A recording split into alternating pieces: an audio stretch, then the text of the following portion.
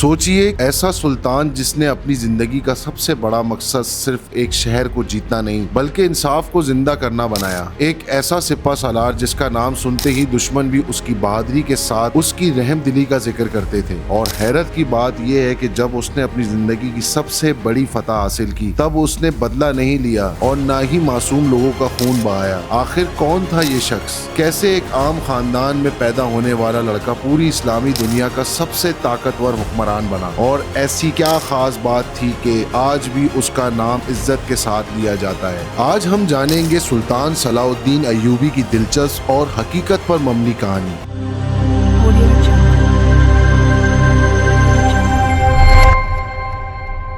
1137 या 1138 के करीब तिकरित के इलाके में एक बच्चे की पैदाइश हुई। ये बच्चा किसी शाही महल में पैदा नहीं हुआ था। उसके वालिद नजमुद्दीन अय्यूब एक मोहतरम लश्करी अफसर थे, लेकिन उनकी जिंदगी उस वक्त सख्त मुश्किल हालात का शिकार थी। रिवायत के मुताबिक सलाउद्दीन की पैदाइश के कुछ ही वक्त बाद उनके घर वालों को तिकरित छोड़ना पड़ा। किसी ने सोचा भी नहीं था कि जिस बच्चे की पैदाइश के साथ उनका खानदान अपना घर छोड़ रहा है, वही बच्चा एक दिन तारीख का रुख बदल देगा। उस जमाने में मुस्लिम दुनिया अपनी कुव्वत खो रही थी। मुख्तलिफ हुक्मरान आपस में लड़ाइयों की वजह से उलझे हुए थे। हर इलाके का अपना सुल्तान था और हर सुल्तान दूसरे को कमजोर करने में लगा हुआ था। इसी कमजोरी का फायदा उठाते हुए क्रूसेडर्स ने जेरूसलम और उसके गिरदो नवा के बहुत से इलाकों पर कब्जा कर लिया था। आम लोग जंगों, लूट मार और बेचैनी की जिंदगी गुजार रहे थे। मुस्लिम हुक्मरान एक दूसरे से लड़ रहे थे, जबकि असल दुश्मन उनके इलाके पर कब्जा मजबूत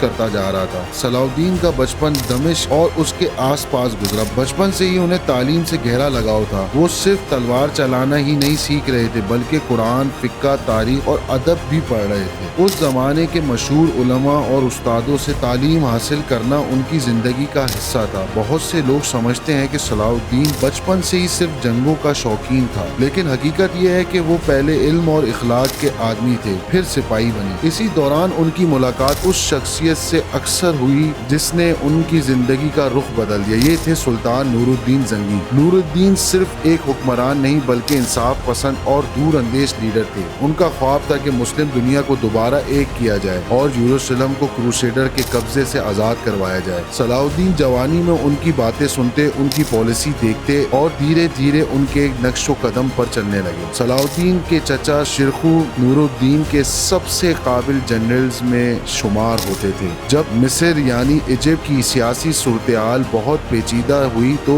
नूरुद्दीन ने शिरकू को वहां भेजने का फैसला किया। सलाउद्दीन भी उनके साथ इस मुहिम पर शामिल हुए। उस वक्त शायद किसी ने उन पर खास तवज्जो ना दी हो, लेकिन हर जंग उन्हें तजुर्बा और हौसला दे रही थी। वो सिर्फ तलवार नहीं चला रहे थे बल्कि लश्कर चलाना, फैसले लेना और मुश्किल हालात में सब्र करना भी सीख रहे थे। इजिप्ट की मुहिम आसान नहीं थी। मुख्तलिफ ताकतें अपना असर जमाना चाहती थी। कभी सियासी मुज़ाकरात होते, कभी अचानक जंग शुरू हो जाती। शिरकू ने अपनी लश्करी सलाहियत से हालात को संभाला और सलाउद्दीन हर कदम पर उनके साथ रहे। ये सफर उनके लिए किसी एकेडमी से कम नहीं था। हर दिन एक नया सबक और हर मुहिम एक नया इम्तिहान थी। कुछ अरसे बाद शिरकू का इंतकाल हो गया। ये वो लम्हा था जहाँ बहुत से तजर्बाकार अफसरों को उम्मीद थी कि उनमें से किसी को इजिप्ट की जिम्मेदारी मिलेगी, लेकिन